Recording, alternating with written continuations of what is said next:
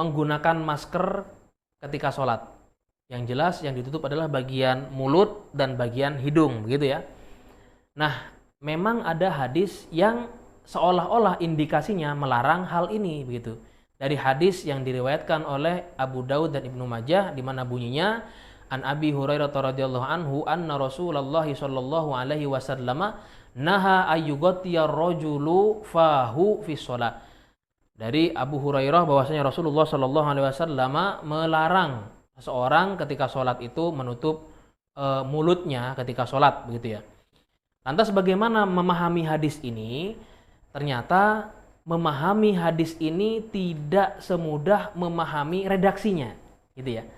Kalau di redaksinya memang naha, Rasulullah melarang. Tapi apakah larangan yang disabdakan oleh Rasulullah SAW ini kemudian bermakna keharaman? Ternyata tidak. Buktinya ittafaqul fuqaha ala karohatihi, gitu ya. Bahwasanya para fuqaha, para ulama 4 mazhab ittifaq sepakat bahwa hukum menutup wajah, maksudnya menutup mulut dan hidung dalam hal ini makruh hukumnya, gitu ya. Dan maksud daripada hadis ini juga para ulama berbeda pendapat. Maksudnya kalau kata Syafi'iyah taghtiyatul fam, ya, ayyughattiya rajulu fahu itu, ya, itu maksudnya adalah taghtiyatul fam, menutup mulutnya, begitu ya. Entah itu dengan sorbannya, entah itu dengan apanya, gitu ya. Tapi kalau versi Hanafi dan Hambali taghtiyatul fami wal anfi. Ini juga beberapa dari kalangan Syafi'iyah juga mengamini apa yang dikatakan menjadi pendapatnya Hanafi dan Hambali, yaitu menutup mulut dan menutup hidungnya.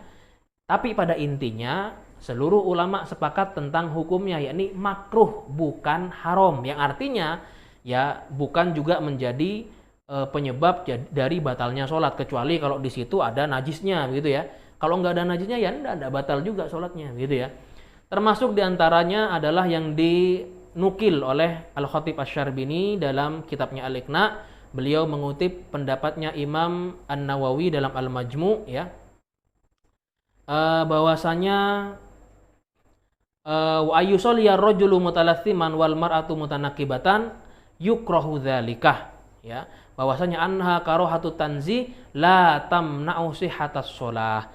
Dikatakan bahwasanya dimakruhkan bagi seorang laki-laki menggunakan masker, gitu ya, menutup bagian hidung dan mulut. Kemudian bagi wanita menggunakan niqab, ya, mutanaqibatan, bercadar, begitu. Itu hukumnya makruh, gitu ya. Wa anha karahatu tanzih, dan itu karahatu tanzihiyah, gitu ya. Jadi makruhnya makruh tanzih, makruh yang ya dihindarkan saja, begitu. La tamna'u sihhatas shalah, tidak kemudian mencegah keabsahan daripada sholat itu sendiri. Jadi bukan bagian menggunakan masker, kami tekankan, menggunakan masker ketika sholat, ya, itu hukumnya makruh kalau tanpa ada kebutuhan. Dan sekalipun hukumnya makruh, tidak lantas kemudian menjadikan sholat seseorang menjadi batal. Jadi nggak batal sholatnya. Ya.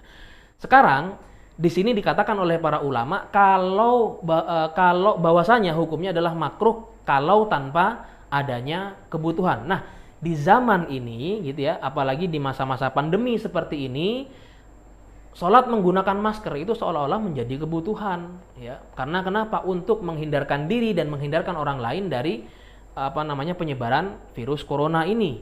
Maka ya sifat makruhnya barangkali bisa hilang karena adanya illah ini barangkali. Wallahu a'lam bishawab.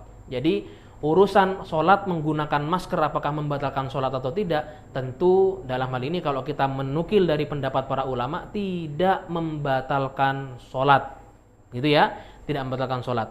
Dan hukumnya bagaimana? Makruh kalau tanpa adanya kebutuhan. Orang lagi flu maka pakai, maka dia butuh, dan hukumnya sudah tidak makruh lagi, bisa menjadi mubah. Barangkali ini yang bisa kami sampaikan. Wallahu a'lam bishawab, ya. Selanjutnya bagi Anda yang ingin menyampaikan pertanyaan, silakan langsung layangkan di kolom komentar. Wassalamualaikum warahmatullahi wabarakatuh.